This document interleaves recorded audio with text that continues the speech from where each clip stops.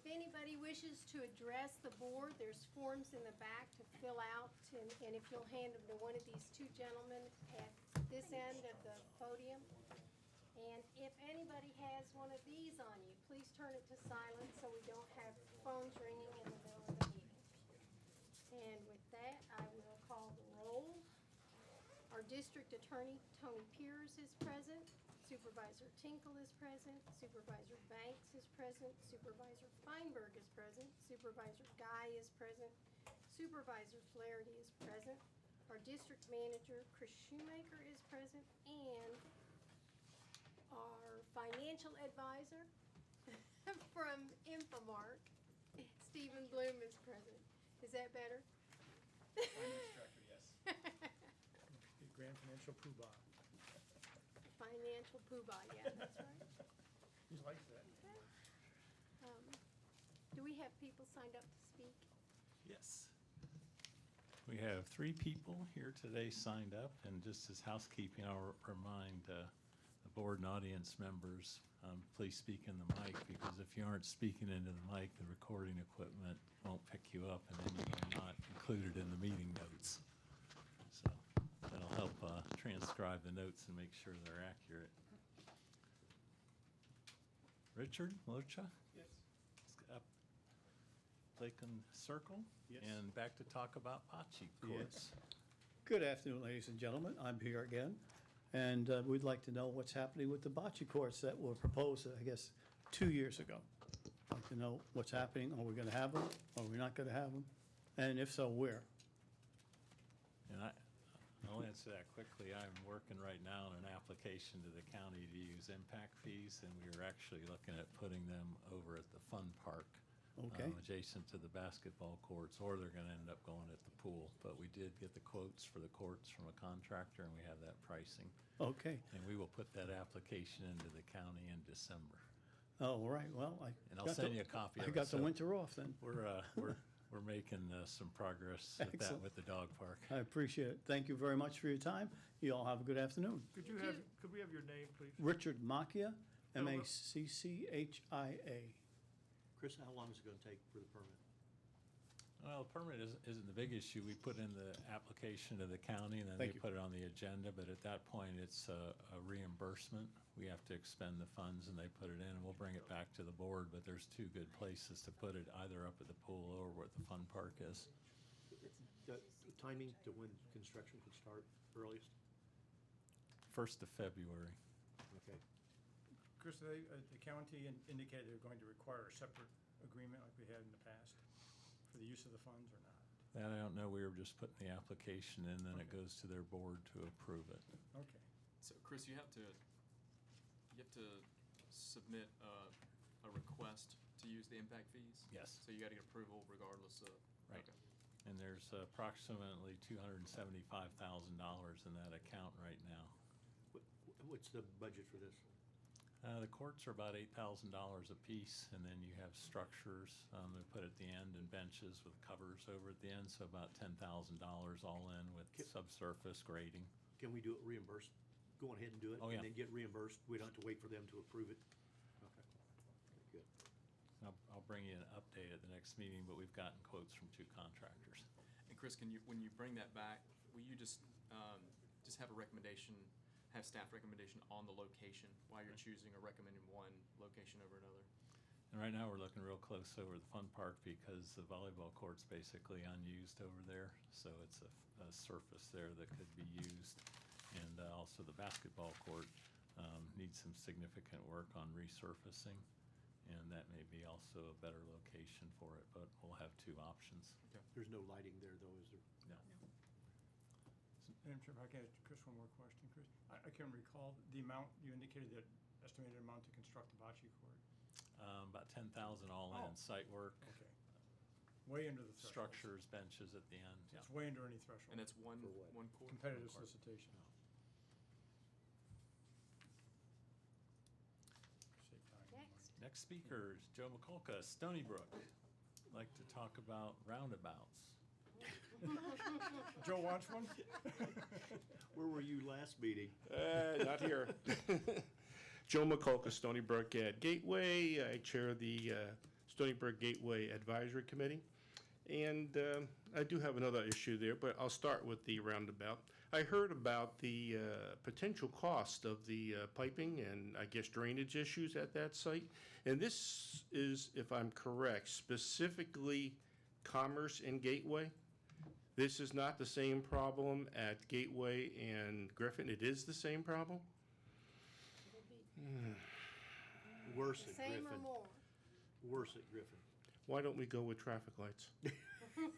Where were you last meeting? Well, I'm here now, and why are we not going with traffic lights We then? flamed out at the last meeting. And it might be at Griffin and where's the new high school too. I mean, essentially what the DOT said, because we asked that very Same question. specific question, and he said when you compare the two, Long-term. long-term cost becomes a wash. The consideration for the roundabout versus the traffic light is you have higher benefit from the roundabout in off-peak hours through continuous flow. The traffic light in the roundabout through peak time will be equal to, or the roundabout will be equal to or more efficient. So it's one, efficiency, and two, cost was a consideration, but the primary, I think, driver is the amount of efficiency gains that you would get with a roundabout.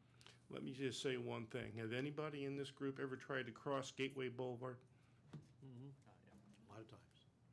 Do you know how hard it is? Yep. Do you think anybody stops for you out in that crossway? Well, when that came up at the meeting, and what he indicated, correct me if I'm wrong, but there's going to be a button that you push, but the button will only get you to a queue in the middle. And then eventually You can be stranded out And there. You could be stranded there because there is not a button to go the rest of the way. My concern about it is when you push the button and traffic is supposed to stop, It won't. it won't, is issue one. But the ones coming the other way that want to go around the roundabout, what are they going to do? Queue in the roundabout, waiting for somebody to walk across? Exactly. It's crazy. Now, I just want to say, and just watch the kids, if you got some time someday, when the kids are getting out of school, check over by the 7-Eleven over there and the gas station and watch them crossing that road over there. crazy. It's It's a dangerous. place looking for an accident to happen. And the continuous flow of the roundabout, I don't think is what you want at a school. I really don't. I think you need a break in the traffic every now and again for people to get across. Just my opinion. And that doesn't even touch on the amount of money that we are talking about to put into this drainage problem. We can put those lights in ourselves for a fraction of that cost. What's the old expression? You're Daylight. preaching to the choir I here. agree. Well, let me ask one more County just don't wanna question. do it. Suppose we just said, no, we're not going to do that. We're not going to spend that money on that piping. What would they do? That question came up too. they would, So I'm So they'd covering all the move on bases to here, the huh? next project. Next project. yeah. Okay. Well, I'm suggesting seriously consider traffic lights. I also did want to touch on it, it's on that subject there, about, I know I received your email, Ed, just before, I'm walking out the door, I put the TV on, there it was. I mean Sorry the about computer, that. not It was really TV, slow. and I read it. I did want to say one or two things that you mentioned in there, because you had mentioned it in an email or something you had posted on the Gateway Sun having to do with the suggestion from the gentleman from, I think it was the Department of Transportation in Lee County.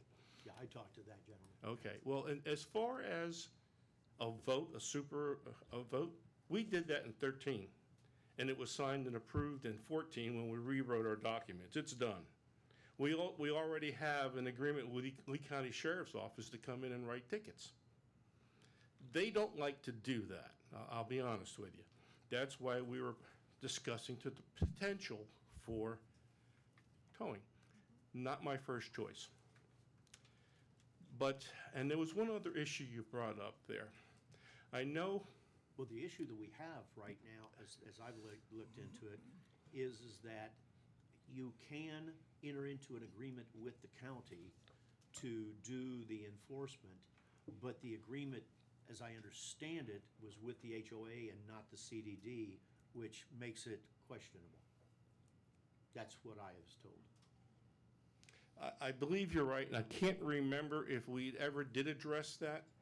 It was discussed. I don't know if there is an existing I didn't even document, know there and there was an may not agreement. be. but that's something we could talk about. But I know there's one other subject, and I do want to say this, and I'm sorry to take up too much time, but I feel that some of this discussion is in a headlong rush to turn the roads over to Stony Brook. I'd love to do that. I know you would, and I think that's where you're heading, but I'll say this. At our last board meeting, at its podium like this, I turned to the board and asked if anybody wanted to take those roads over. No one on that board did. I asked the same let me just finish. I asked the same question at our committee meeting. Nobody was interested. And I even looked around the residents. It was a pretty good crowd there at that board meeting, and I can't say there was any enthusiasm for that at all. I don't know how many of you are, but is this a direction we want to go in if most people don't want to do it? Here's the problem. One, everybody else in Gateway does their own. Major issue. Second issue is there is a big misconception in Stony Brook that they aren't paying for this. They're paying for it right now through the Stony Brook account. All the engineering, all the administrative costs, all the if we have to go in and do paving of that road or change street lights or street signs or any of that, that bill's not picked up by the rest of Gateway, it's picked up by Stony Brook. So the misconception, I believe, of the reason why they don't want to take them over is because they think that somebody else is paying for it. There may be a few residents that think that. I do believe strongly that the residents that are informed, that come to meetings and know what's going on, understand about the 004 fund. I'm not going to say it's a vast majority, but I would think it is a majority, simply because we talk about that at our board meetings. We do bring it up, but some people never come to board meetings. But my point is if those roads are over into Stony Brook like they are in every other community in Gateway. Understood. Now we're talking apples and apples. Right now, everybody, I would love, I know for 7 years I was president of Gateway Greens, I'd love to have somebody else take care of those roads. They were a pain in the you-know-what. Even if I was had to pay for it, I would rather have that off my plate. Well, you have to know that I was always well aware of who was paying for that. In that fact, it was me that pushed years ago to change the agreement that we had with Gateway, because initially that agreement said that Gateway would pay for everything over $5,000. And I was concerned about that because there were issues brought up back then about who's paying for what, who should be allowed in the community, and I don't want to head down that direction. But the fact is that at this point in time, it's a tough sell. And I do agree that we should go to the Attorney General's office and get their opinion on whether it can happen, because I know Tony and I have discussed this in the past, and it's been his opinion that we can't do it. I can't remember all the issues on that, but I wouldn't mind a clarification about that, just for future reference, but I'm not sure we're really willing to do it at this time. There's two issues that we have in Gateway. We have you guys in PP. Pelican's got the problem in that they're still have an indebtedness. But that could easily be taken care of by defeasing the bond and have a separate bond. I mean, that's not a Understood, big deal. yeah. The real issue is that, as I read the statute, we could give that road to the county like we did Commerce Lakes and Gateway Boulevard and Griffin Drive. But an HOA is, and we're gonna get into this when we have the discussion with Tony's letter, but the issue is here is both the Pelican Reserve Road and the Stony Brook roads are not thoroughfares.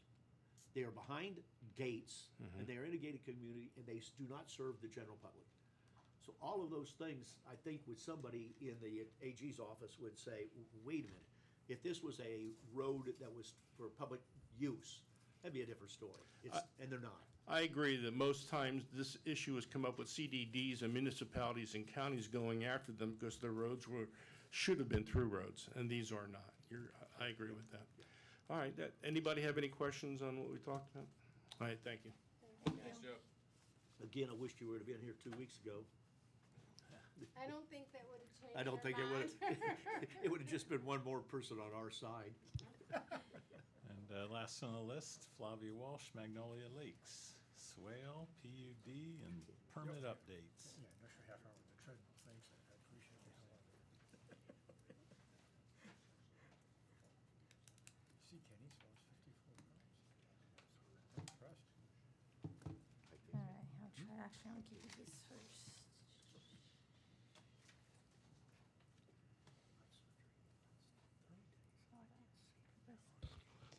All right, good afternoon, Flavia Walsh from Magnolia Lakes. I actually have a few things that I'd like to address.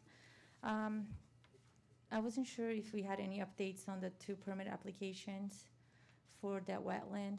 The first one being the to lift the conservation easement that needs to be filed with the Army Corps. And the second one is to lowering the control structure for that pond. Do you want me to On the address that to agenda. Chris? Okay, so then. Both of those issues. So I would just wait for it then. I don't mind waiting for that. So after the meeting that I had last week with the school officials, I was happy to hear that the school will come up with a plan to meet the commercial standards for buffering. This was also confirmed by an email with the county. They stated that they will view the school as a commercial property and you'll be utilizing the county standards for buffering and also using the PUD for guidance. I did have a question in regards to the PUD. Because the county cannot enforce the PUD, would the district be the one enforcing the PUD? The county, for the standpoint of the PUD for Gateway, Mm-hmm.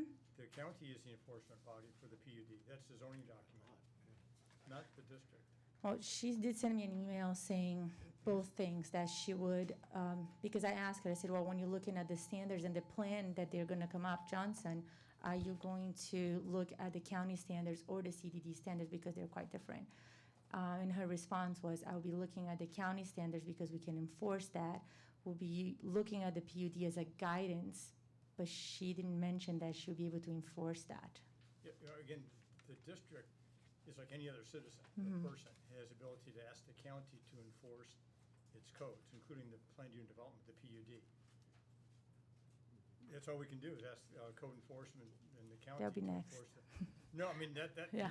we are not the enforcing body for the PUD. Okay. As far as our standards, our permit criteria manual, yes. When you say she, who are you referring? Jessica Salzer? Okay. Yeah. There's So your problem. the Johnson was, the school was coming up with those plans. They were going to turn in by this week. I don't know if they're gonna share that with you guys, if you're saying that they're the one that's really in charge of enforcing. I don't know if Chris received anything about that. I handed you a copy. No, that's not what that is. That's for the wetland. I'm not talking about that. Talking about the buffering, yeah, that's something else. What are these pictures, they're pants out? What are we looking at? That's the swale in front of Hampton Park that's not being maintained. And when I addressed that with Hampton Park staff, side? no, it's CDD property. And when I contacted staff, they said it was not included on the current It's county? contract. Wait a minute, it's landscaping, so it does fall under Yes. us. Yeah. And they were Is it going. on the Hampton Park side of the Mm-hmm, road? Okay. mm-hmm. And there was a miss, originally they said it was Hampton Park's property, and they went to Hampton Park and then went back and forth, and I believe staff confirmed that is responsibility of the district. Yeah, if it's between the sidewalks. It's between the it's- sidewalk and the it's- road. It's ours. Yes, because we have they're to- mowing their side, and that, it's not. it's- I mean, it's extremely dangerous in the morning, because the children actually sit right there, and that is so, the weeds are so tall, you cannot see them when it's dark. Staff did mention that they're looking to amending the contract to include that. But honestly, I believe staff has the ability to just engage with any vendor at this point, because it's not a large area, and have them, Should be in our mow contract it. with Mainscape. Right. I mean, it had been being maintained, and now all of a sudden it's not. So Mhm. it doesn't make sense. Yeah, something's wrong. Somebody needs to check with Mainscape that, just Well, everything between the sidewalk, back-to-back and sidewalks is still ours. yeah, it's just the berm that the Hampton Park has, but it's Yeah, not on that's the side of the theirs. berm. Yeah. Mrs. Flaherty? Yeah, I was gonna ask Chris to check with Glenn, because there's also that same problem up at 82 from Stony Brook, where Mainscape was doing it, now they're not doing it. And Were they also, Bobby, were they doing some construction over there right across, like putting, was it water or? They did that. That's finished. Or did they just stop? No, no, yeah, and they actually replaced it, the school, I'm assuming it was the school or the county, whoever the contractor is, they put in new Bahia grass, so at that little area, it's nice and short because it's new. But, and there's still signs there, I don't know whose responsibility are, I guess it's so thick, the weeds, that the signs fell in and they can't even tell. That's definitely ours. So back to what I was talking about, which for me is more important, the buffering between Magnolia and the new school. Have you received anything from the county or Johnson in regards to plans for the buffering, not the wetland? Not at all. No? Okay, so, And you're out of time. okay. 30 seconds. No, that's fine. In addition to that, then I'll use it for this. I'm requesting reimbursement for $743.64 for signs that were installed by the HOA at the wetland that I was made aware multiple times that was CDD property and CDD's responsibility. Since the CDD did not do that, we as the secondary operating entity went and did it in 2018 and 2019. And here are the receipts, and I also send pictures so you know exactly what the signs that I'm requesting. That's it. Mrs. Flaherty. I have another question.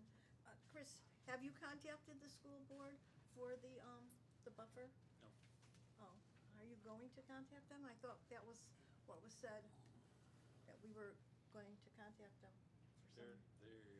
They've had 2 meetings, and I talked to Dana, and he's told me the same thing Flavia said, they were looking at putting a buffer in, but that's as far as it's gotten, there's nothing formal.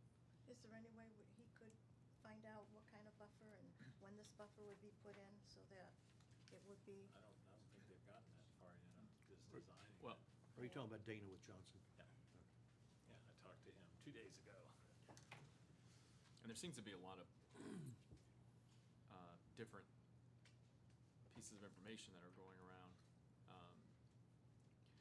Now it sounds like they are in agreement, or at least considering the buffer. I'd also heard that they were considering just cutting a check to Magnolia Lakes and saying you facilitate however you want to do that. So I think it would be nice to maybe see if we can get some type of official response from them instead of kind of. At the last meeting, the school, and I mentioned this with Chris, the school did offer to have a meeting with Chris, and it could be a board member, Johnson, a member of Johnson Engineer, the Tetra Tech, either Danny and then myself. So it would be the 3 entities and the county. They said they would be willing to do that. So we are all on the same page, because what I'm afraid is that if the county is expecting us to enforce the PUD and Tony's saying that they're not, then they'll be approving the plans looking only at Lee County specifications, and then it'll be too late for us to say, you know, the PUD asks for this more. Because let me tell you, if they go by the PUD, we'll have a forest back there. So I'm perfectly fine with that. Because if Go you've ahead. gone into my Magnolia Lakes, I Mhm. mean, the properties are short. Yeah. Now where the school is, and they do really need something, because, I mean, they should have something there while the construction is going on, just to buffer those houses a little bit. Madam Chair. God bless you. And to another point, again, kind of what I've heard through hearsay is that they weren't going to address anything till towards the late end of construction, towards the end of the project completion, which, you know, I After think they run out of contingency money? which I think would be important. One, we need something in writing, and 2, to understand, you know, if you're going to plant, you know, buffers, probably want to put those in the ground, you know, either within the right timing, or, you know, to let that vegetation start to mature. So I just think we need something in writing, and if we can spearhead that. I think we And should. that's what I agree. I told him as long as we have it in writing, we don't mind waiting until the end, you know. And he also clarified 2 things in regards to the chain link fence, that they said they were gonna have the vinyl straps in between the fence. Yeah, that's not happening. It's just a chain link fence with a black powder coating, which is the same thing you have over here in some areas. So that's all we're getting. But I'm open. I mean, I'll make myself available whatever time, if we can get the, you know, Tetra Tech, Chris, and a board member, and then Lee County and the school. They told me, just tell me the time and we'll meet, and at least we are on the same page. Sounds good. You had a question, Kathy? No, I just think Chris should probably contact them, just so that meeting could exist soon. I'll call him, I talk to him every week. Is there anybody else signed up to speak? No, that's it. Okay. Do we want to move the action item 4A up, since we have people here that, Sure. is everybody in agreement with that? So that we can, they don't have to sit through our entire meeting?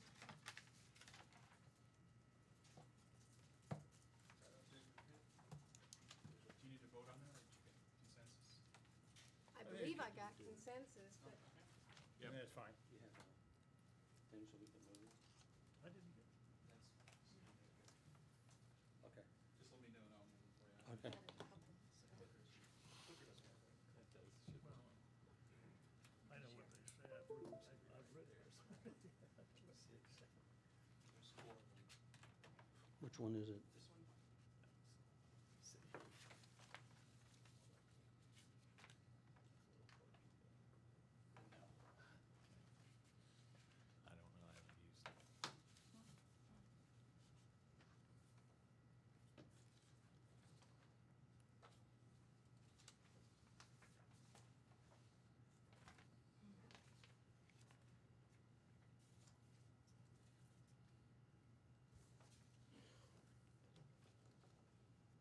Steve, John will tell you when to. Okay. Okay. Sure. Before we get started with the presentation, I did want to introduce Jay Gaines. He's from Burger Tombs in Elam.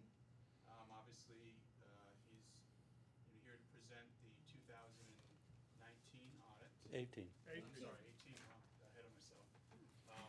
Or behind yourself. Well, behind me.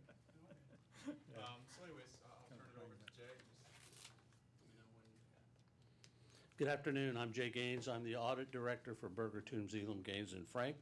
We performed the audit for the fiscal year September 30, 2018. The first thing I want to talk about is the all-important thing, which is what you pay for, and that's our opinion. And that was on pages 1 through 3 of our report. And we gave an unmodified opinion, which is we used to call it a clean opinion, and they didn't like that word, so they changed it to unmodified, and I don't think it makes it any clearer. But what that means is that all the numbers are materially correct in the financial statements. We also, this year, we had to do a state single audit because of the grant money you received from the state, and the schedule of expenditures of state projects as required by the Florida Department of Financial Services Projects Compliant Supplement is fairly stated in all material respects in relations to the basic financial statements taken as a whole. And those were our opinions.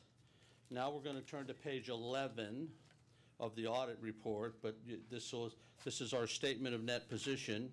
And to summarize, you had governmental activities, your total assets were about $37.6 million, and your net position was about $30.8 million. For your business type activities, your total assets were about $28.6 million, and your net position was about $25.8. You add those two together, you get almost $66.3 million in total assets and a net position of about $56.6 million. Now we're going to go to the statement of activities, which is the operations for the year ending September 30, 2018. For your governmental activities, you had $10 million in revenues, you had expenses of 8.1, so you had a change in net position of about 2.2 million. Your business activities had almost $10 million in revenue, expenses about 4.6, so you had a 5.3 change in net position. So your total change in net position was about $7.5 million. That's unusual for the operation, and that's because during the year for both governmental activities and for your business activities, you received, for governmental activities, you received $4.1 million in contributions from the developer for capital assets, and for business type activities, it was $4.7 million. Do you want us to answer ask questions while you're going along? I prefer at the end, okay?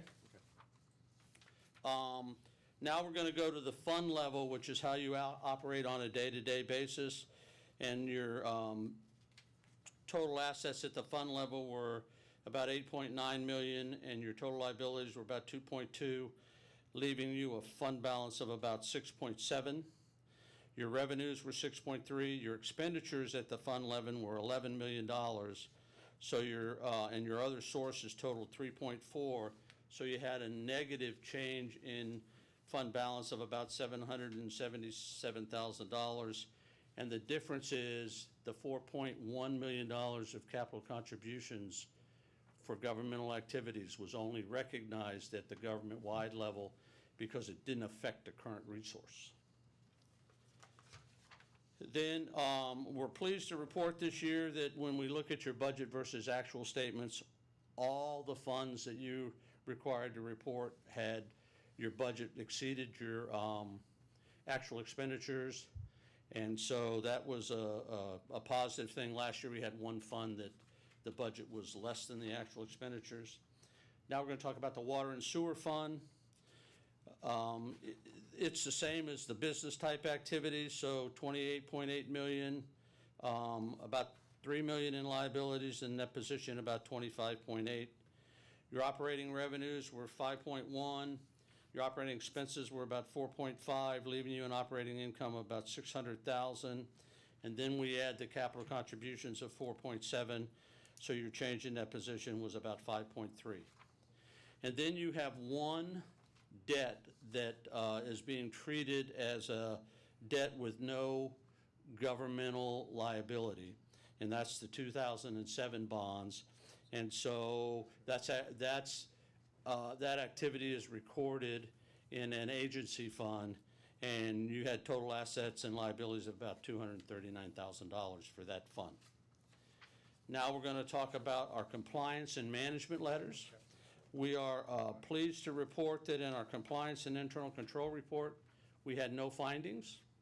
Also in a management letter, the only thing that was out of the ordinary is that you had a prior audit finding relative to the budget being the budget over expenditure in the Lake Bank Restoration Fund during fiscal year 17. That was corrected during 18, so we have no management letter items for 18. And then we are required to do an attest function about your compliance with section 218, 415 of the Florida statutes. And I'm sure all of you just know exactly what that is. But what that is that requires certain investment policies. And you complied with section 218, 415 as far as your investments are concerned. Now we'll go to the single audit reporting. You had $974,000 of expenditures of state projects. We had no findings or question costs.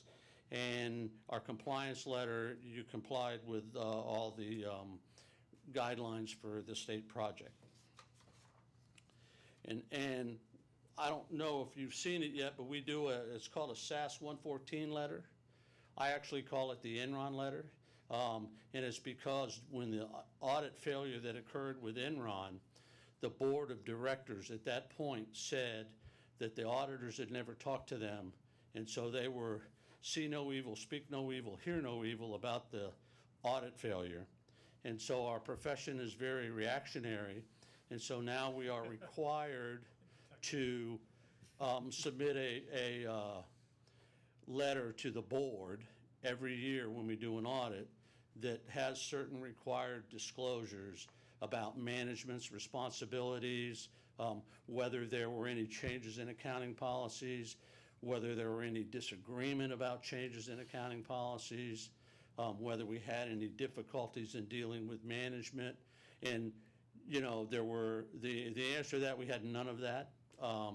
So, in matter of fact, management was very cooperative with us and made the audit process smooth. There is one thing we put in the SAS 114 letter, because we are required by statute to notify the board if there is a deficit fund balance in any fund. and you had a deficit fund balance at the end of the year in the Lake Bank Restoration Fund. And that's mainly because you spend the money first, and then you apply to the state to get reimbursed for the money, and the state takes their time in giving you the money, and so you don't get it within 60 days. And so governmental accounting policies require that if you don't have that money within 60 days, you can't record the revenue. And so that's why you have a deficit fund balance in the Lake Bank Restoration Fund. And now it's time for questions on the audit report. Chris, can we go back to like page 6? In fact, let's just go to the beginning. There you go. Back one. You had on there general fund, well, I tell you what, go back one or two more. There was where you used general fund and government fund, I believe were the two terminologies. And you had, there you go, right there. Governmental and business. What's the difference between governmental and business? Where's water, sewer, and reuse versus, let's say, storm sewer? Because these numbers The business type activities is the same thing as your water and sewer fund. including the reuse? Yes, That's We the have par- enterprise. yes, the That's our enterprise funds. fund. Yes. Okay.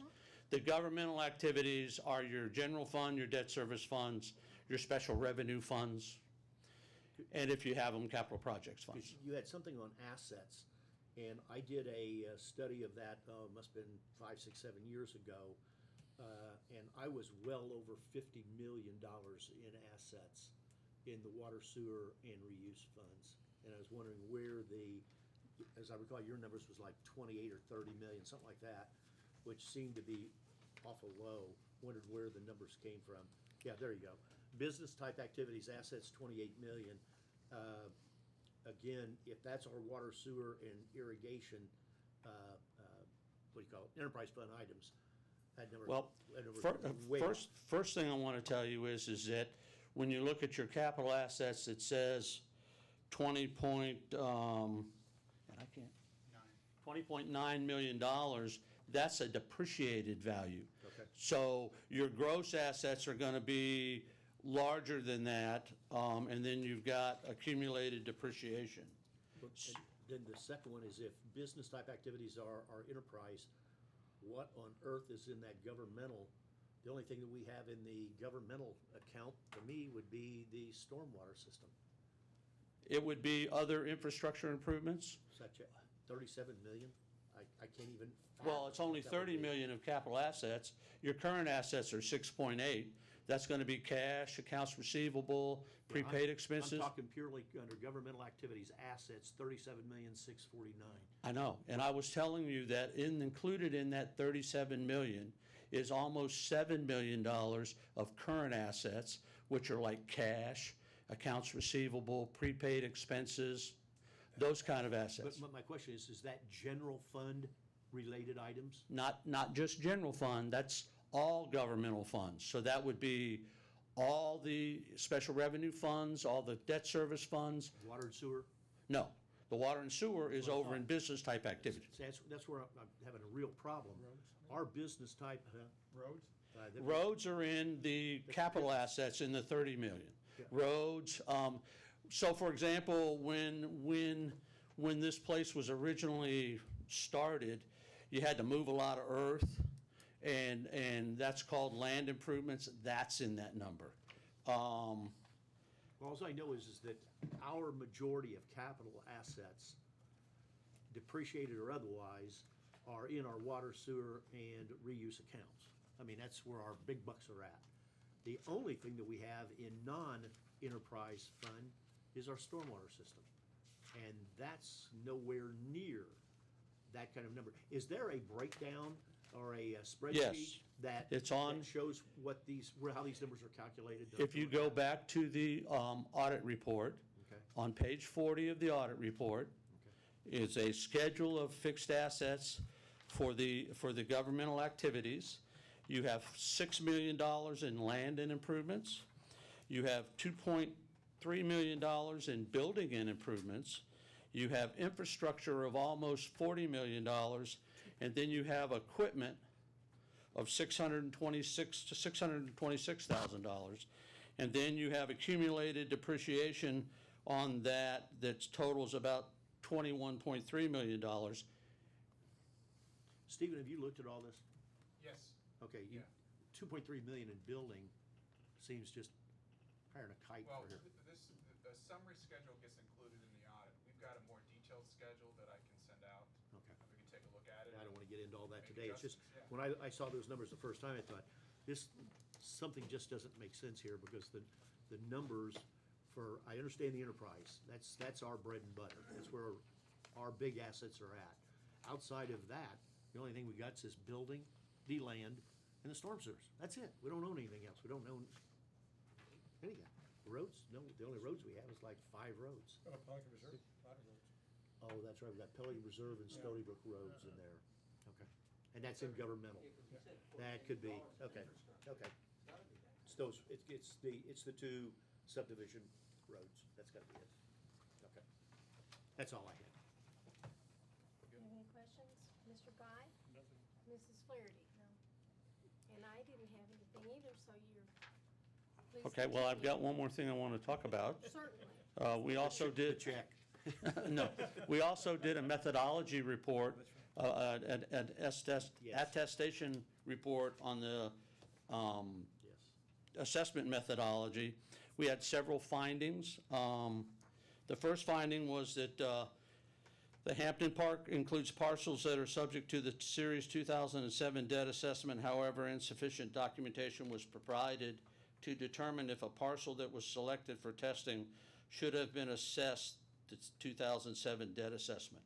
After we published this report, Infomark got in touch with us, and we determined that the parcel that we had in question should have been assessed that debt. They had additional documentation.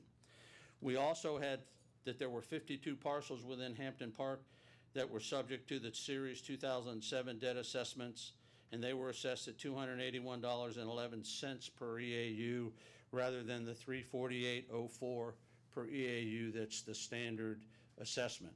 And we were advised that that original was assessed, and correct me if I'm wrong, Stephen, originally it was 40 units, and then it got expanded to 50 units. And so they took the 348.04 and did the multiplication, and it does equal 281.11. So you prorated it. So it was prorated, but the issue is that was in some girl's head. And not documented anywhere, and we could find nowhere where the board had approved that reassessment or whatever. Well, we did subsequently find several memos, I think it was from Johnson something, I mean, we're talking all the way back, that we did finally dig up that showed where they got this original from. I mean, this is the bond that's basically over after this year, so we didn't spend any more time beyond that, but we did find some memos that show where they came up with the math, but it wasn't really, as you guys know, great documentation to show all this stuff for. Do we have to correct this?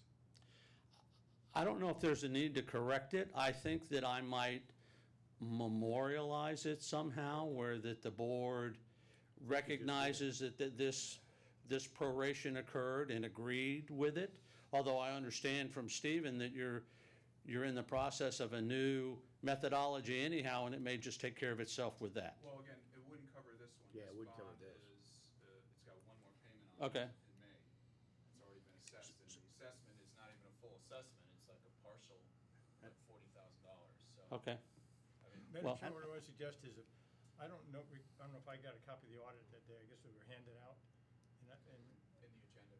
it's not in it was only like 6 pages in the agenda Oh, book. okay. The entire audit wasn't in there. Okay. So if I can get a copy of the Yeah, I'll audit, get you a Stephen, copy. if you can send me all the backup materials that you found, Sure. and then advise the board at the next meeting what, if any, action we need to take. Where'd the money come from for the P and I on that bond, which is, I'm assuming what you're talking about, This if is- these were underpaid?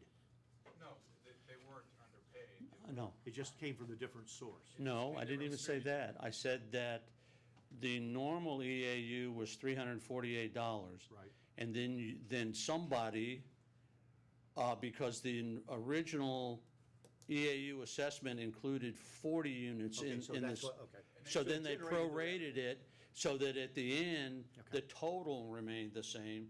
The only thing is, and now he says he's found the approval, but we were not provided anywhere where the board approved it or whatever.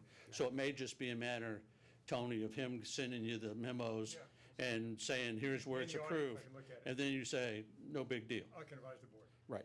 Okay. Then our second and third finding had to do with the golf courses.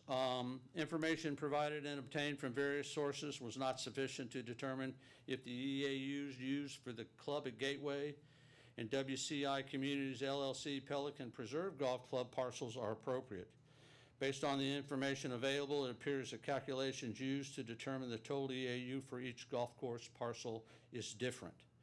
The Pelican Preserve Golf Course debt assessment is based on 18 EAUs per the Series 2013 bond indenture that count for golf courses totaled 18 units to be assessed at 36.9 EAUs.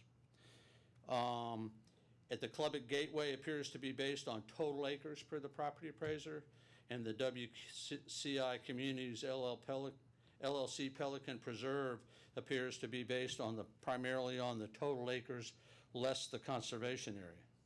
And so, again, based on the information we were able to obtain, and I'm not saying there's not additional information, but there's an inconsistency between how the two places are being assessed, and we can't determine if they're both right, if neither one of them are right, or if one's right and one's wrong. So, The new methodology is going to address this. We found all the answers. The question is, how are we going to change it? and then we have one final finding, finding 4. And we had 2 parcels in the Silver Lakes within the Area 2 with debt. They were assessed at 1.5 EAUs. However, they appear to be single-family homes, and there is no indication as why they were assessed at 1.5 as opposed to 1. We brought this one up to Infomark about 6 months ago. We couldn't find it out either. So, Doesn't make any sense. so hopefully your new assessment methodology will cure that issue also. So, Thanks for those findings. does anybody have any questions? So, Okay, thank you very much. Have a wonderful afternoon. Thank two. you. Okay. He always does a nice job. He always does. District engineer, you're up. Thank you. Good afternoon. For the record, Danny Nelson with Tetra Tech. 3 items on the agenda, and then I have one non-item I'm going to bring up. The first I'm going to go over is the status update. Just a couple of quick things. The first item on that list is the surface water modeling. We're going to bring that at the workshop at the next meeting. There'll be a presentation to go over that. That actually partially impacts the question that Flavia was asking about Lake 83, and I have a memo update on that I'll talk about in a minute. Lake Bank permitting, the deviation request started to go in, but I needed signatures from Chris, so we can deal with that later. So that's on that'll complete the deviation request. Facilities plan also complete. I just need to coordinate with Stephen on the financing plan, then we'll get a draft in and then bring it before the board in a public hearing setting so that can be part of what goes to a DEP for facilities plan funding through the SRF process. So with that, if you have any other questions on the status update, be more than happy, but we've got a couple of other items as well in here. How come we have a line through Lake 38 and PPE? I've got that as a question. Where are we at on that Pond 38 project? Okay, so we brought back in, I believe it was the first meeting in September, 2 task authorizations associated with one with Lake 83, the other with Lake 38. Lake 38, both were approved, but neither was authorized, and partly because of funding, partly because of, and I'll talk about Lake 83 in a minute. So Lake 38 went back before P-PAC, and just the level of effort, the costs, all of that, they said no, it wasn't worth moving forward. So that's that one. That's why I've marked that off. It was $78,000 to just do studies to give us options, without any cap on what it might cost to fix it. We're talking 2 homes here. We basically said in feedback, we weren't gonna pursue it anymore. But we were going to look at a remediation, such as a dam around that one building, which would be a hell of a lot cheaper than even studying it, A moat? if you will. Not a good choice of words, And- but it's the right concept. And our thinking is that this really may be the community's responsibility, not ours. It may be what? It may be the responsibility of the condominium association That owns the building. that owns the building, not us, because the buildings met the The specs. elevations, yeah. They met the elevation spec, and we think that they, it's not our responsibility to take care of it. Okay. Or the issue might be a claim that they have against the developer. Exactly. For defects. Well, for clarification, as Phil's mentioning, they met the 100-year flood elevation. What happened was we had 2 events, one being Irma and the other being the storm that floated out there in the Gulf before it hit Louisiana. And so you had 2 back-to-back storms that were arguably greater than 100 years. So they met the 100-year. It's just, what level of service do you want to put on that at what dollar? I mean, you could buy the 2 units cheaper than you could actually make the improvements that we're talking about. You're pretty much exhausted holding the builder accountable, because the elevation of that one building is different than everything else, although it's still technically correct. Right. Every other building was higher. Okay, do. Anything else on the status? The next item we have on there, the efforts to do the design for the utility relocation, the task authorization associated with utility relocation for the roundabout. So this is essentially our services to perform the design, the permitting, and then oversight of that and certification when it's done. Excuse me, can I just ask one question? Going back to the first slide with the modeling, Okay, this big stormwater modeling, sure. we had some people in the ponds group that were supposed to be reviewing this with you guys as we built it. That has not happened. Is this thing gonna come to the board before anybody gets a chance to?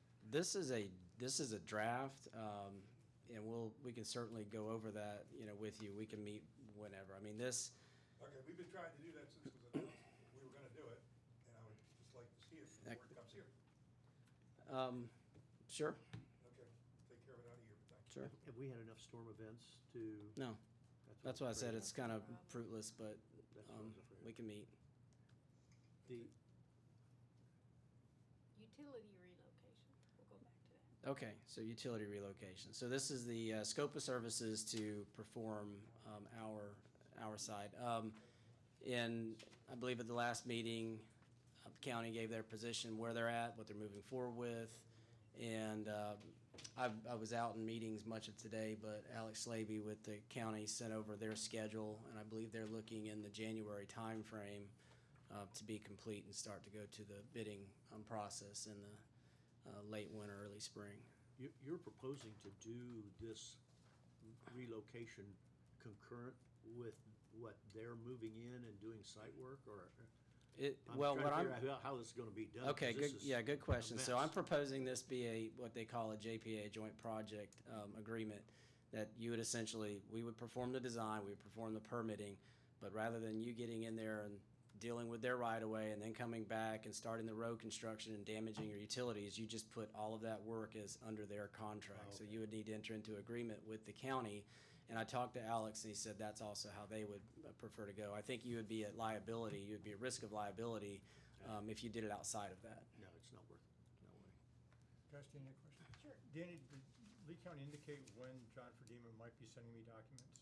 No. Okay, I'll follow up with John, Yeah. because I know that Mr. Murphy indicated that last time. Danny, you'd sent and brought to me a set of the plans on that drainage, and that came up at the last meeting, and the engineer that was with Murphy when he was here indicated that there were storm sewers. Are you doing any checking of the drainage of their proposed design? I mean, as far as this goes, we'll be looking at anything that could impact us. Now, as it relates to their stormwater in general, we have not, we certainly can. Well, this week I'm a little bit free. I'm gonna go back upstairs and try to find, because we prepared the as-built maps for all of the storm sewers. I do not remember a storm sewer, what's the name of the restaurant, the Italian place, Saucy Meatballs? Saucy meeting. I do not remember. He said there was a 30-inch pipe there going up to the FBI, and then it goes due east out to the lake. I don't think I've got any plans or any drawings that show that pipe being there. We show it, my plans show it as all surface swales up to an inlet that goes back to the east. I think And- that's correct. I think at one point there was discussion of adding that piping, and it might have been a part of the original design. Well, he said he was going to, at the last meeting, he said he was gonna connect into the existing system, and my deal was, I was a little surprised because I am not aware of an existing system. Well, for those who may remember, that had always been a low area that Yes. would cause flooding in Gateway Boulevard. That is And right. that has come up for over 10 years. And I think there have been, some berms put in, but there was talk of putting a pipe in. And there might have been a pipe that is put in part of the way, but I don't know if it goes all the way back to the lake or if I one's don't been put either, in. but we need to check that out because their drainage plan is totally based upon that getting into pipe, not into swales. Because with this construction, the swales are gone. So back to I this. just wanna make is sure this, somebody's checking it out before we get out there and say, uh-oh. Yeah, absolutely. With this task authorization allows us to do the design for the utility relocations that Tyler had brought and giving you the guys the opinion of costs. We have a limited, window of time for when they're looking to go out to bid is the only constraint. But the good news is we have their surveying, their geotechnical, and we can move forward immediately. Danny, I have a question on sub-consultant. You've got Sue. Subsurface So, utility exploration. Sue is subsurface utility exploration, and Okay. why we've. Not a person's name. No. And we don't know that It's a boy we're named going to Sue. need it. We don't know that we're gonna need it or who we would use. We put it in there in case we do. Now, the county has performed subsurface utility exploration, but we're gonna be dealing with specific pipes in specific locations, so we just wanna have the Sue's a ability to sub. go do that. That makes sense. I was like, Sorry, my bad. My bad. But we're gonna incur a 10% sub-consult markup on whoever it is. That's Sue.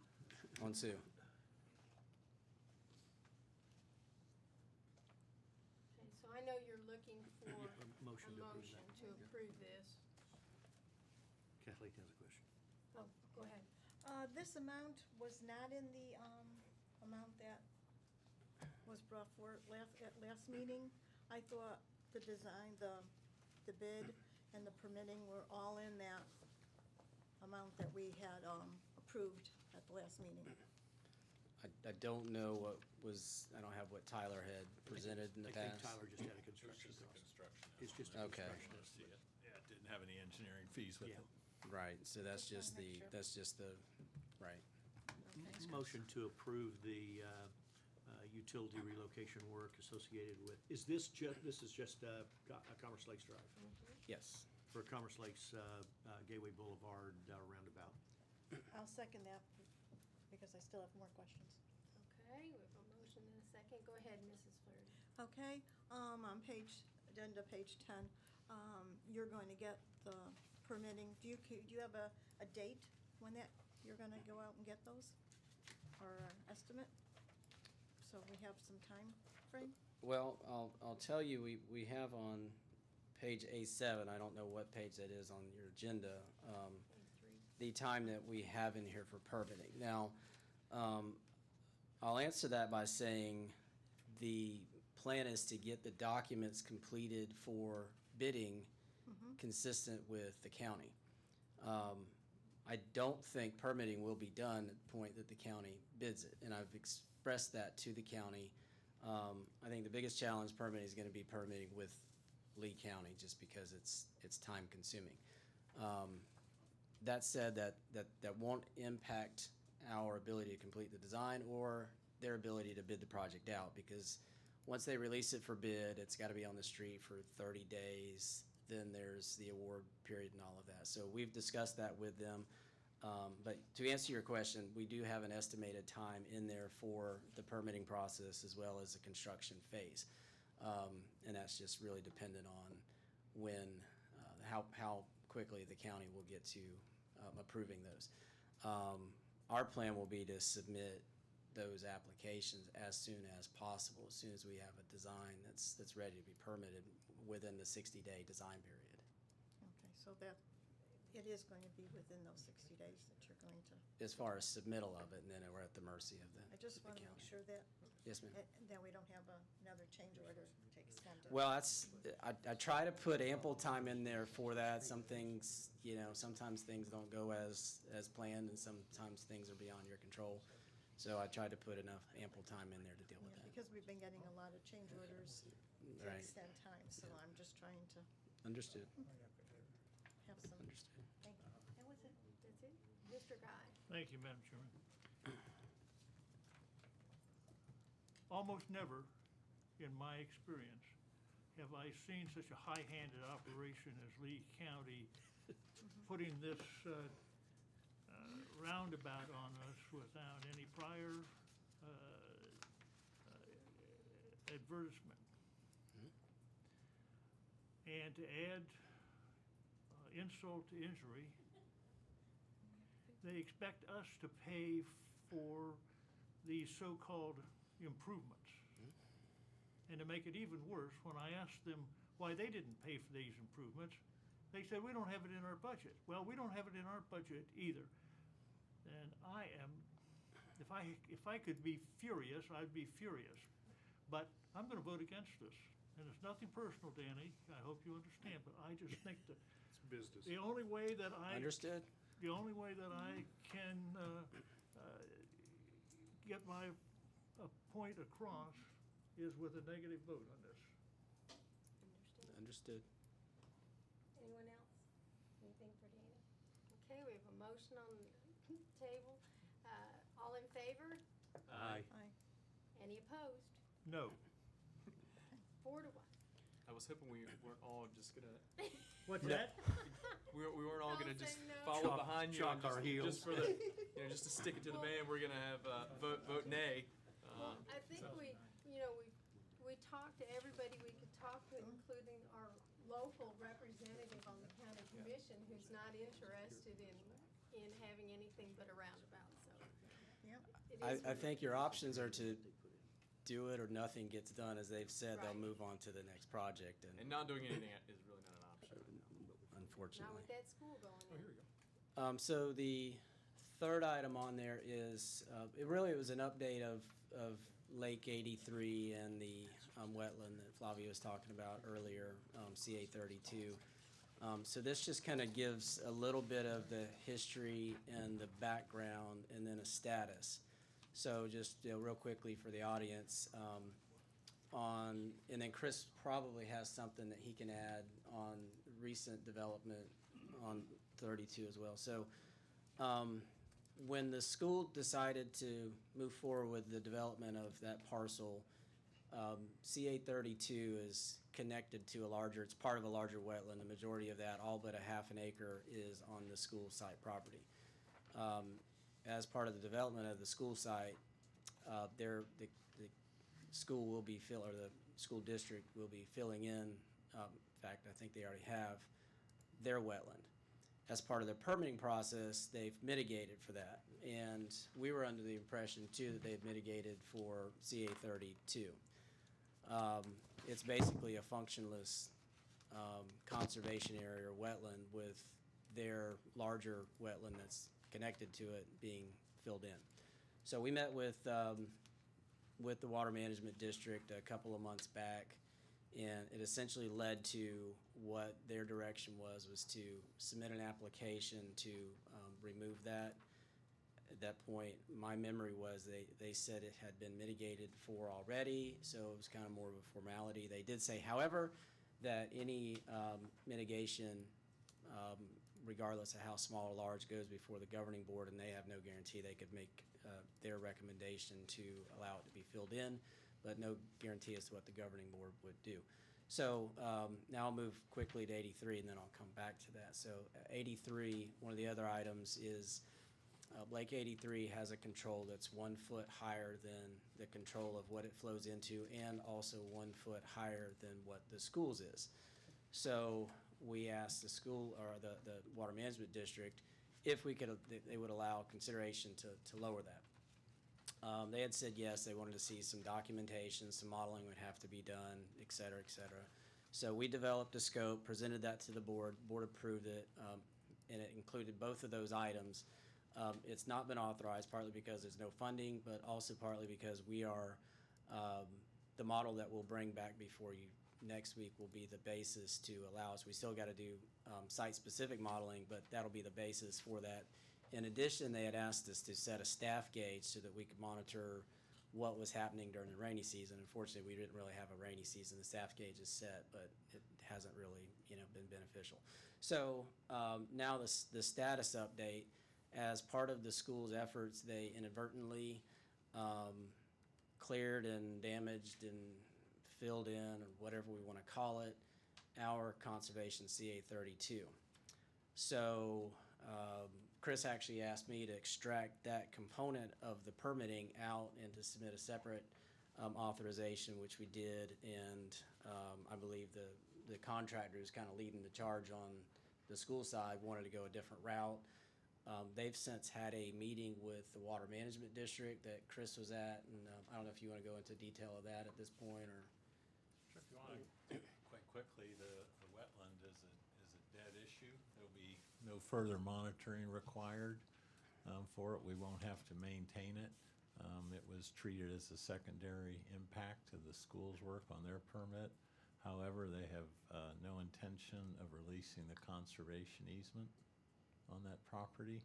And the contractor has, and I put a copy at your desk, planting plan and land development permit application to replant with upland species. So, and that is a political situation right now. The governing board and the new governor have no intention of releasing conservation easements or even hearing a request to release a conservation easement. So while the wetland isn't a factor, we can't go in there and deed the property to the HOA or divest ourselves of that property. But does I have it, a question. Go ahead, Eddie, and then I have a question. if it stays a conservation area, but it does not retain a wetland status, there shouldn't be a justification for the higher elevation of the pond, is that correct? Right, yeah, that's definitely in our favor. Well, I was asking Chris, did that come up, that they want to keep that 1 foot for something like that? No, Wasn't an issue? no, the survival of the wetland isn't an issue. It's really only a conservation easement, and the good part about it is the property owners there will have a buffer between them and the school. So these people are going to have some type of a swamp, well, it's going to be a waterless swamp in their backyard. Well, they'll plant most of it in upland species, and we have a planting plan there, but basically pines and palmetto is what it was, and they may put some small cypress or wet type plants because there's still a depressional area, but it won't be a wetland per se that we have to go in and monitor and maintain. I have a question. The question that I had was, I thought that, and this is, refresh my memory, because this is going back in time. I thought the release of the conservation easement was through the Army Corps of Engineers, not South Florida Water Management. Well, the Army Corps is deferred to the Water Management District, is what they told us at the meeting. Have we contacted the Army Corps of Engineers, or are we talking only to South Florida Water Management? Only to South Florida this time, yep. I know when we met with South Florida, they were the ones that dealt with the conservation easement for the school, and they specifically indicated that it would be their governing board for this. So I don't know why the Army Corps in this case would be jurisdictional for them.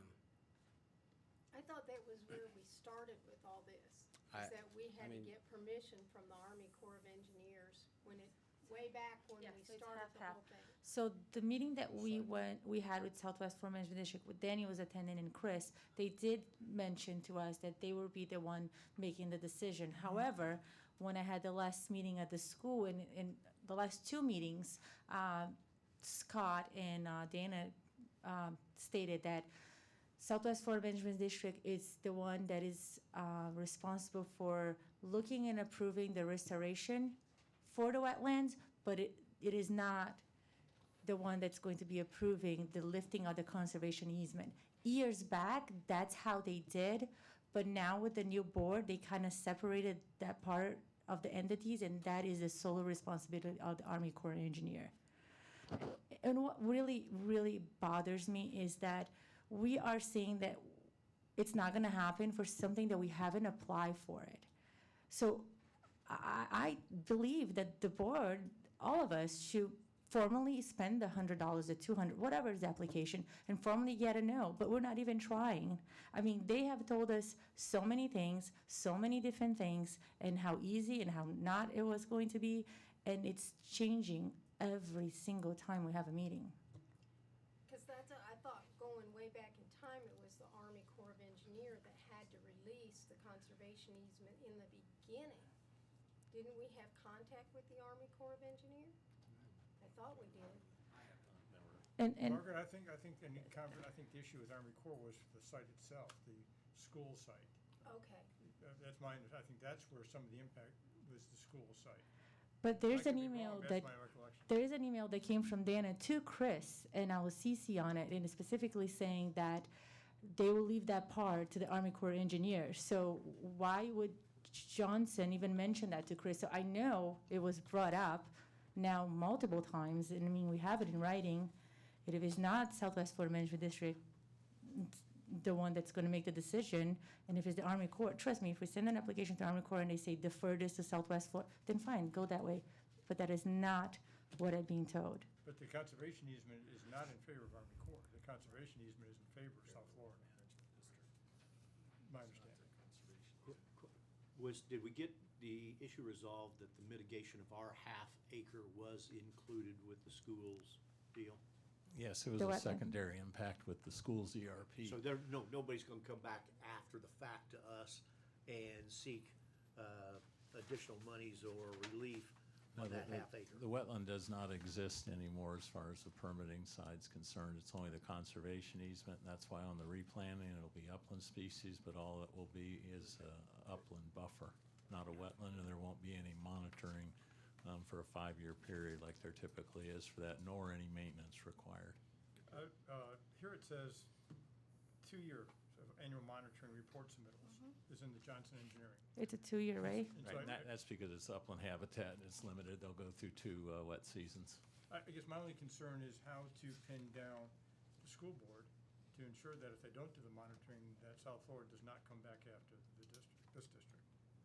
Because it's the property, the impact property is district-owned property subject to conservation easement under current permit where we are the permitting entity. I mean, the school board's a permitting entity for their parcel, correct? Under their permit. We're the permitting entity for this funky piece, that's the conservation easement, that tract. I'm just concerned that people forget to do things and there's no record of who's supposed to do it, and they come back, we've had this issue before, they knock on the district's door and say, hey, you're the permittee, you're the operating entity, you need to fix this. So I think we need to have some agreement with the school board for them to engage in this activity. Yeah, just real quick, so with the conservation easement, what is the restrictions or guidelines around modification or planning? So is there still, it still falls under guidelines as the conservation easement? Or- Sure. They'll replant it in similar species, like say palmetto, pine trees, it's the same things that were torn out. There won't be any requirement for upland species, wetland species or monitoring of the wetland or to preserve that wetland. And that's why there's that limited 2-year. What the contractor disturbed, he'll go in and that's what that planting plan is, and it's a modification to our permit to have that plan put in place. But is there any other restrictions on any other modification? Let's say if we were to raise the elevation or do any, just hypothetically. That would all be a ERP permit that we'd have to go in if we were gonna change that site. So the issue of it being St. Augustine grass for somebody's backyard isn't gonna happen. No, that's what we were looking at, is just hopefully, release the easement, and it really doesn't matter the size of the tract, a half acre right now, it's just politically correct for the board and the new governor that they just are not hearing it, and the Water Management District staff is not gonna carry that flag to the governing board to even attempt to do that. What if we went directly to the governing board ourselves? I mean, if we got no, we got no, but I kinda have to agree with Flavia. Without trying, we don't know what the answer's gonna be. What are we trying to get from them, releasing the To re- conservation Yeah, easement? to release the conservation easement, because ultimately, we'd like to get rid of that piece of property, And right? get There's no rid of practical it. purpose. Yeah.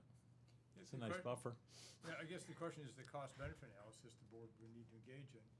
And one other factor, though, as it exists right now, to the Lee County Development Order, Lee County is requiring 5 years of monitoring. And under this scenario that I'm reading here that's handed out. And again, without an agreement with the school district how to handle this, if the LDO is gonna be issued in the name of the school district, is that the understanding? Or name of, and I guess the question is, how can the school district get an LDO On our in its property? name on the district property without authorization from the district? And about the 5 years, I did ask that at the meeting because I did want to have it with Dana and Johnson, actually prior to they even submitting it, the application to Southwest Florida Management District. They mentioned 2 years, and I said, well, usually it's 5. Why are we only doing 2? And he says, well, that's what was agreed upon, I guess, in the meeting that Chris and Elle went and had it with Southwest Florida Management District. That came from Dana. I was not there at the meeting, but they say that that's what, the people, which was Chris, Elle, I don't know who had the input, Dana and Southwest, that 2 years was gonna be sufficient, because Did we get the 2 years in writing, that's all they're gonna require? That's what I was going, just Permit send them a letter. Would be modification, in the yeah. permit modification. Yeah, that's because it's upland species, not a wetland, and, they basically said through 2 rainy season or 2 years. Send a letter to the school board and cover our backsides. That's what we need to do. And, Yeah, basically, and say in reliance upon your prior representations, we are Yeah. in this fight, because once again, the issue we've had with Lee County code enforcement in the past is Here we go. they don't care who did what other than you're the owner of the property and you better fix it. We've been there before. Why don't we dedicate the property to the school district? Convey it to them? Yeah. I don't think that's probably what Magnolia Lakes At this point, I mean, because I can say, like, we saw pictures, but nobody went to sites Chris and actually took a look at it, exactly what it looks like. I mean, we talked about filling, the school said absolutely not, it will cost way too much. They will have to apply for modification on their side, we have to apply modification on our side, and they said they're not even willing to do that because of the cost. They said that they don't even know why that was even proposed, because they wouldn't even do such a thing. Thank you. I can see the school board forgetting. But just get a letter. The school board can say we have no written agreement, we have no obligation under Florida law. Right. So does Tony execute that letter? Or does it come I think from staff? I think you could have the manager on behalf of the board. That's what I did. I can work with Chris on drafting the letter. Chris can draft it and I'll edit it. And that's why I brought that information to the board today, and the LDO application and the permit remains sitting there unsigned.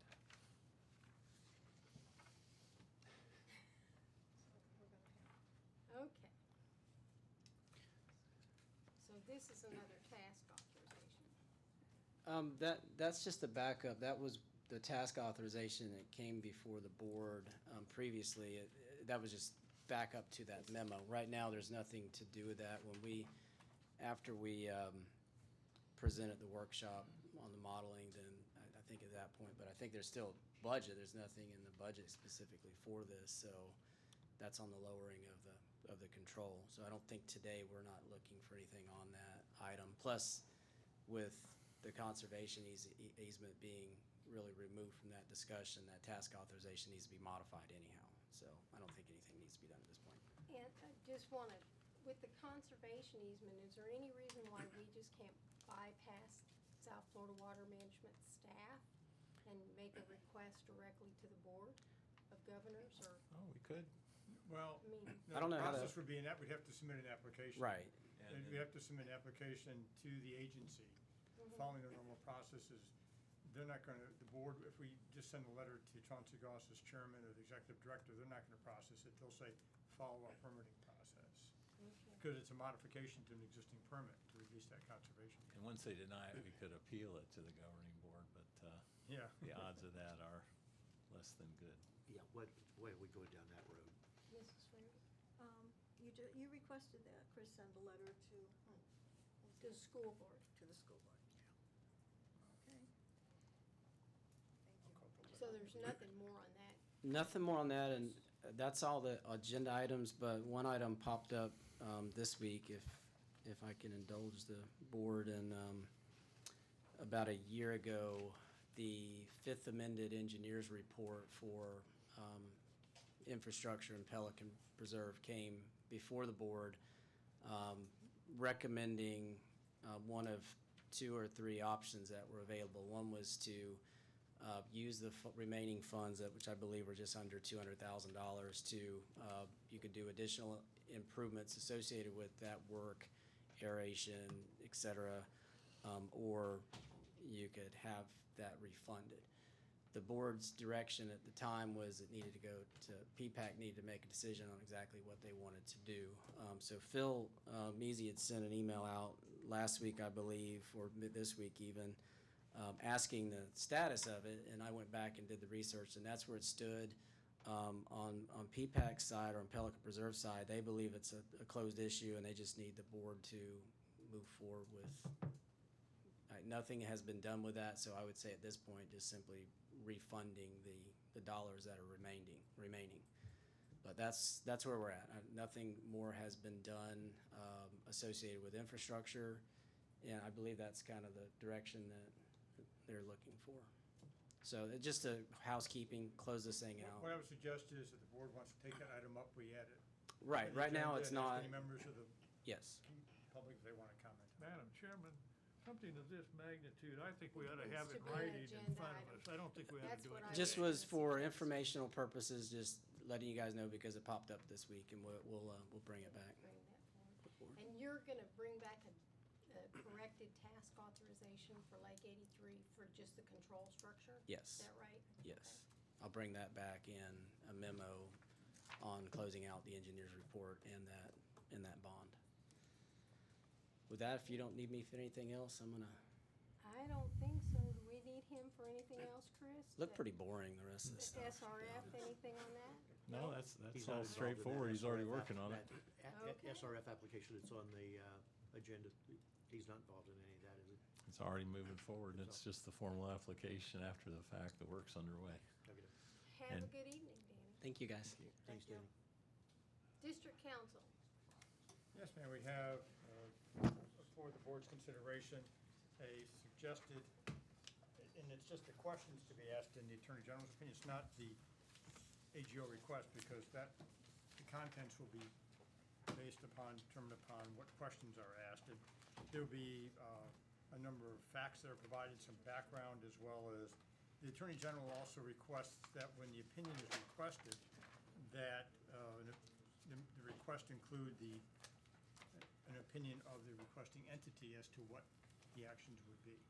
And so I just wanted to, before I started to draft the entire request, I wanted to give the board what I anticipate would be the appropriate questions, and the board can indicate yes or no to provide that, the guidance on that. So I'm opening up to the chair and the board for any comments or edits or suggestions.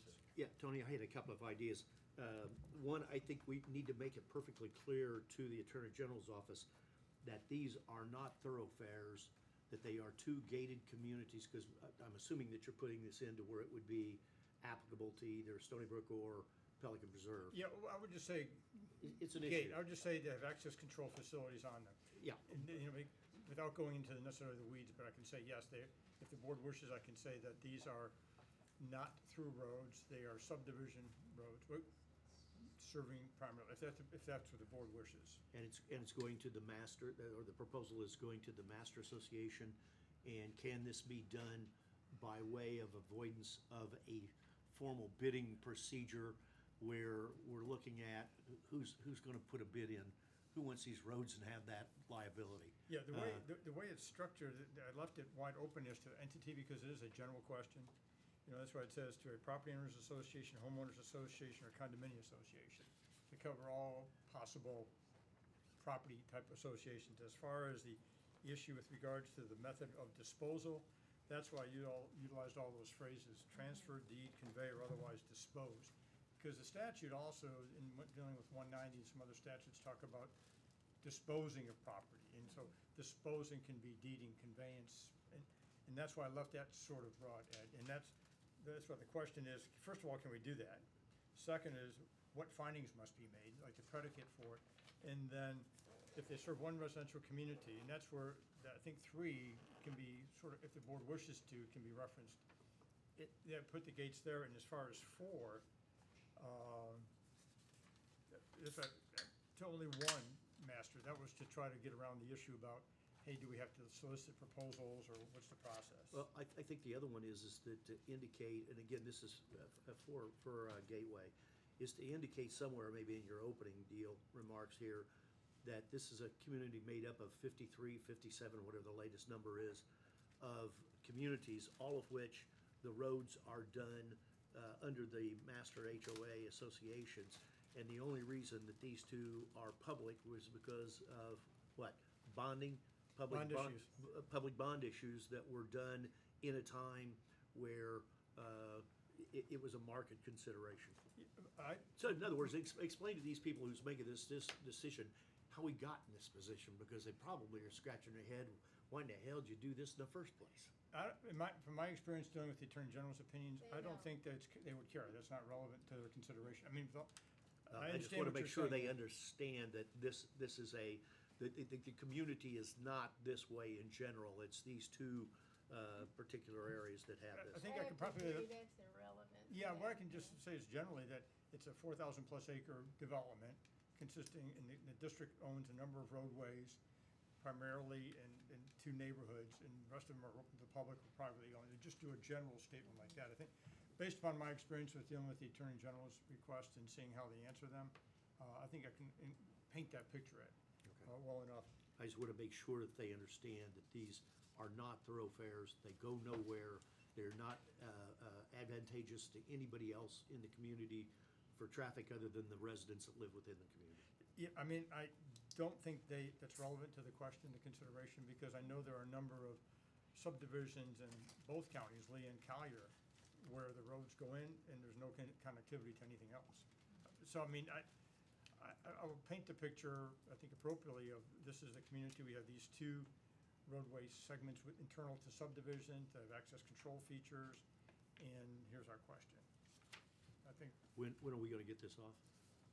say within the next month, I'll do that. What I might consider doing is I'll work with Chris and the chair, and bring back a full-blown draft, and recognize, I would not suggest editing on the fly at a board meeting, but just to show you what's gonna be going out. And if you have any global, major, nuclear type of issues with it, then we can address that. But, I agree with you. yes, ma'am. I think Mrs. Flaherty had a question. Mrs. Flaherty, sorry. Thank you, that's okay. Mr. Tingle, is this what you were looking for? Is this basically? Yeah, we got to get out of the Attorney General a response as to how to handle this, because if they come back and it's negative, we could take this to a legislator and have a legislator introduce a bill that would just be for a community in Lee County that this would fit. This is just absurd. And that's not unusual. I've seen many, many times where Done all the Attorney time. General opinions have been requested, have been issued, and within a year or 2, the legislature takes action to address the questions that were raised. Sometimes they do, sometimes they don't. Thank you. Okay, I have my marching orders unless the board has other issues. Anything else? God bless you. Carina Phase 2, yay, finally all done. That permit challenge, everything else, deeds recorded.